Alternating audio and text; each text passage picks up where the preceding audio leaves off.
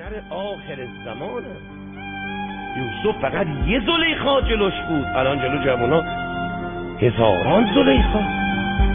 جلو موسی یه فرعون بود، الان تو هر جامعه صدها فرعونه، صدها نمروده، صدها قارونه، صدها سامریه. امروز دینداری مشکله. البته یه مژده هم به جوونا بدم.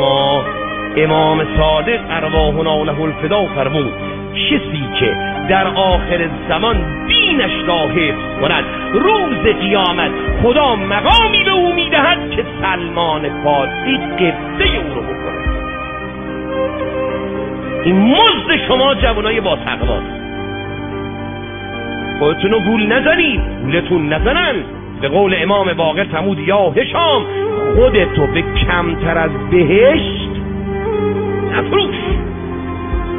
به قول قدیمی ها کلات ارزون نفروش، خودتو کم نگیر. سلمانی که پیغمبر فرمود به خدای علی و خودم قسم، به خدای ارحم الراحمین قسم، آنچه من علی میبینیم سلمانم میبینه، آنچه من علی میشنویم سلمانم میشنوه. ببین تو دیگه چه مقامی داری که این سلمان با این شناسنامش روز قیامت به مقام تو قبله میکنه.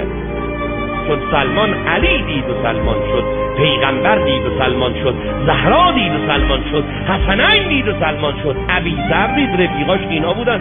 اما شما کیو دارید میبینید تو جامعه امروز؟ کو سلمان، کو ابیذر، کو مالک، کو عمار، کو مقداد؟ خودتون رو ارزون نکنید.